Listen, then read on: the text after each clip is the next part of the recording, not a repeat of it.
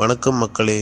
இந்த வீடியோவில் நம்ம மனசுக்குள்ள நடக்கிற போராட்டத்தை எப்படி சமாளிக்கலாம் என்பதையும் கற்றுக்கொள்ளப் போகிறோம். நம்ம மனசு நல்லதுக்கும் கெட்டதுக்கும் நடுவே ஒரு போர்க்களமாக மாறிடுது. இந்த 7 பாவங்கள் நம்ம வாழ்க்கையை எப்படி பாதிக்குது, அதை எப்படி எதிர்கொள்வது என்பதையும் நாம் ஆராய போகிறோம். பெருமை, பேராசை, காமவெறி, பொறாமை, பெருந்தீனி, கோபம், சோம்பல், இந்த 7 பாவங்களும் நம்ம வாழ்க்கையில் எவ்வளவு தீங்கு விளைவிக்குது என்பதையும் நாம் ஆராய போகிறோம். இந்த பயணத்தில் நம்மோடு சேர்ந்து நம்ம மனசுக்குள்ள நடக்கிற போராட்டத்தை எப்படி சமாளிக்கலாம், நம்ம வாழ்க்கையை எப்படி நல்லதாக்கலாம் என்பதையும் கற்றுக்கொள்ளுங்கள். பெருமை ஒரு விஷப்பாம்பு மாதிரி நம்மளை அறியாமலேயே சுற்றி வளைச்சிக்கும்.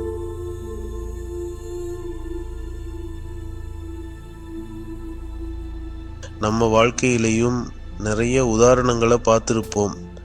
யாராவது ரொம்ப பெருமையாக நடந்துக்கிட்டா அவங்க வீழ்ச்சி அதிகமாக இருக்கும். எனவே எப்போதும் நம்ம எல்லைக்குள்ளே நடந்துக்கணும். தன்னடக்கம்தான் வாழ்க்கையில் நம்மளை உயர்த்தும். இந்த பாவத்திலிருந்து நம்மளை நாம் காப்பாற்றிக்கணும். பேராசை என்பது ஒரு போதை மாதிரி. அது எப்போதும் நம்மளை இன்னும்னு ஆசைப்பட வைக்கும். பணம், பொருள், பதவி என்று எதன் மீதான பேராசையும் நம்மளை அழிவுக்கு கொண்டு போயிடும். அந்த கால ராஜாக்கள் பேராசையால் எப்படி அழிஞ்சாங்கன்னு நிறைய கதைகள் இருக்குது. நம்ம வாழ்க்கையிலையும் இதே மாதிரி நிறைய உதாரணங்களை பார்த்துருப்போம்.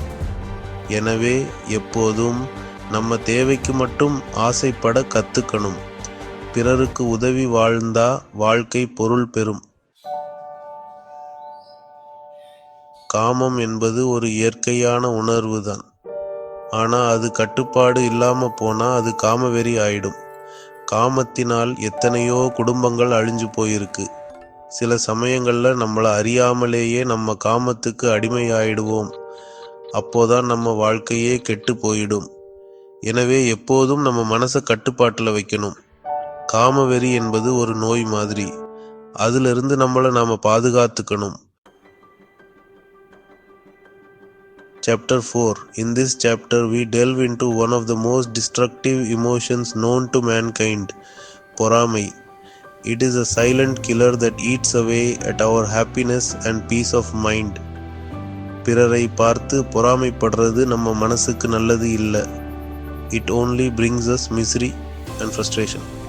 பொறாமை என்பது ஒருவித எதிர்மறை எண்ணம். This negative emotion clouds our judgment. அது நம்ம மனசில் இருக்கிற நல்ல எண்ணங்களை அழிச்சிடும். It destroys all the positive thoughts we have. பொறாமை உள்ளவங்க எந்த முன்னேற்றமும் அடைய மாட்டாங்க. Those who harbour envy will never find true success. பிறரை பார்த்து பொறாமைப்படாமல் அவங்கள மாதிரி முன்னேற முயற்சி பண்ணணும். Be inspired by others success and strive to improve ourselves. நம்ம மனசில் இருக்கிற பொறாமையை வெளியே தள்ளிட்டு நல்ல எண்ணங்களை வளர்த்துக்கணும்.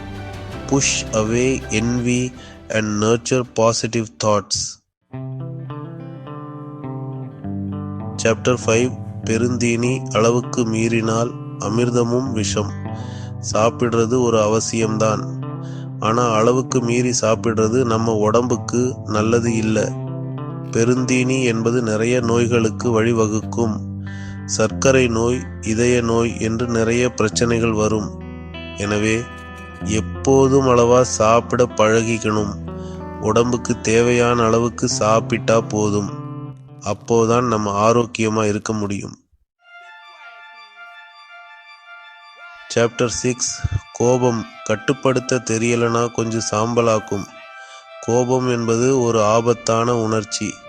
அது நம்ம உடம்புக்கும் மனசுக்கும் தீங்கு விளைவிக்கிறது. அது நம்மளை மட்டுமல்ல, நம்ம சுற்றி இருக்கிறவங்களையும் பாதிக்கும். கோபத்தால் நம்முடைய உறவுகள் பாதிக்கப்படலாம். கோபத்தில் நம்ம எடுக்கிற முடிவுகள் எல்லாம் தப்பு தானா இருக்கும். கோபத்தில் எடுக்கப்படும் முடிவுகள் நம்மை பின்னர் வருத்தப்பட வைக்கும். கோபம் வரும்போது அதை வெளியில் காட்டாமல் அடக்கி வைக்க பழகிக்கணும். கோபத்தை கட்டுப்படுத்த கற்றுக்கொள்ள வேண்டும். ஒரு 10 நிமிஷம் மௌனமா இருந்தா கோபம் தானா சாந்தி அடைஞ்சிடும். தியானம் மற்றும் ஆழ்ந்த மூச்சு விடுதல் கோபத்தை குறைக்க உதவும். எனவே கோபத்தை கட்டுப்படுத்த கத்துக்கோங்க.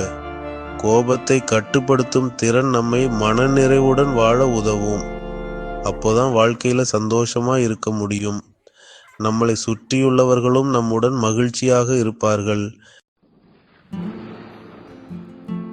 சாப்டர் 7 சோம்பல், வாழ்க்கையின் வில்லன். சோம்பல் என்பது ஒருவித நோய் மாதிரி. அது நம்ம முன்னேற்றத்தை தடுக்கும். சோம்பேறி பசங்க எந்த விஷயத்திலையும் வெற்றி பெற மாட்டாங்க.